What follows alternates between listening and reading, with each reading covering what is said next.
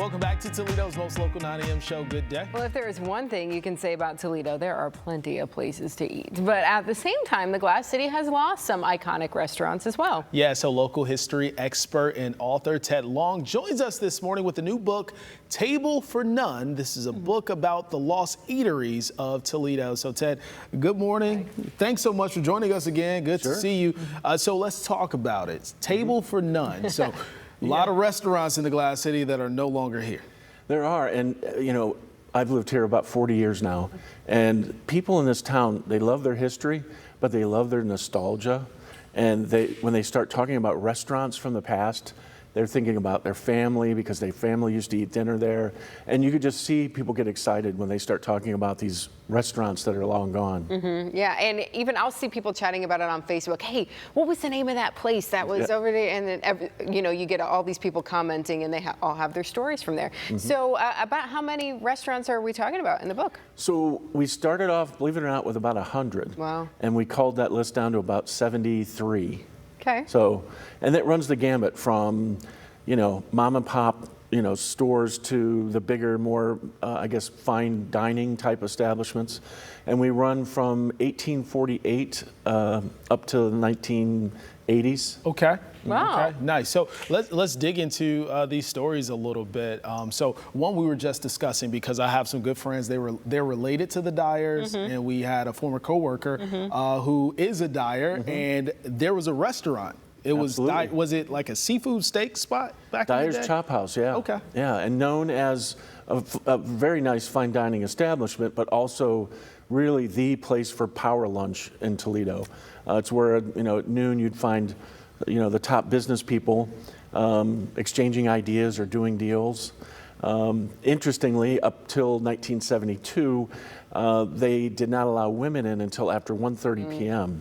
So they were kind of kept out of that whole power lunch scene until two women filed suit and won, and that opened Dyer's up. That also, I tell people, it opened a lot of things up in Toledo, because once people saw that that was not going to stand, Kiwanis, Rotary, other clubs like that, they opened up to women as well. Wow. So is this kind of what do you think led to the downfall, though? Why it ended up closing? No, I think Dyer's was really, unfortunately, like many downtown restaurants during that time, that move out to the suburbs, I think really did a lot of damage. And then people just, I think things changed in terms of culture, and they were kind of left there standing alone on Superior. Gotcha. So that was on Superior. There's a place called Angelos, too. I think we have... Angelos. Yeah. We Angelos Spaghetti House. And so I worked with Mark Snyder on this book.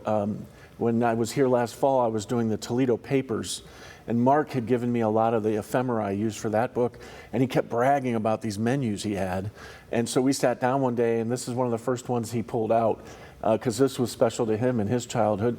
Angelos, so this was the menu? This is the menu, and in the book we also have some, Mark had bid on original chairs and tables from the restaurant. Didn't win, but he kept the picture, and we include that in the book. I mean, that's how far it goes. People, they have such a, you know, tight feelings about these restaurants. Yeah. They want anything they can get their hands on that reminds them of, you know, being there in they may have stolen back in the day. So this book is illustrated in a really nice way as well, because you have memorabilia from, just like Angelos there. Exactly. So what were some of the unique things that you were able to possibly see in person during this time period of writing this? Well, as I said, when Mark told me about his collection, I was, you know, somewhat surprised they'd had all these menus, and then he started pulling out ashtrays, swizzle sticks, napkins, matchbooks, you know, the whole thing. Yeah. And so that we just sprinkle those throughout the book. And I think they're great reminders for people. When I've walked around and shared the book with people, they start to leaf through it, and then they see, you know, something, and instantly they have a memory of, you know, being in that restaurant or maybe being there with their family. Yeah, and so people can be, they can literally thumb through or read it from cover to cover. There's a lot of good research that went into it. We found a lot of very interesting backstories. This is Brower's that we're looking. Is this the menu here, or what is this? It is. Yeah. Yep. Brower's Delicatessen. And this is just, you know, one of dozens, as you mentioned. What are some of the other big names you think that? Aku was very big. Interesting. I mean, anybody from back in that day will tell you that was kind of a celebrity place. Frank Sinatra, Dean Martin, Wow. Ella Fitzgerald. It had a very interesting floor plan. They had a section that they could pull a screen, so if a celebrity was in town to see a show, other folks couldn't see it, but the celebrity would have their own private area. Interesting. So just Ted, to think about these restaurants having that exclusivity like that. Toledo as a city was different then. Had to be. So how have you seen things change over time with that? I think, and a lot of us talk about this, when you immediately start to talk about restaurants, you start talking about like the fall of these mom and pop restaurants. And over time, these chains have come in, which I'm nothing against chain restaurants, but I don't think it's the same. And I think Toledo back in that day, I mean, any day of the week you could just pick a place, walk in, and it was going to be a mom and pop type place. You're going to know the people who were behind the bar and in the kitchen. And I think it just had a certain spirit that you don't see today. A different flavor. And quite literally, I mean, delicious food too. Absolutely. Yeah. That people will come back time and time again for. So where can people get the book? Locally, if you want to pick one up, Gathering Volumes in Perrysburg. Also Titke's in Maumee.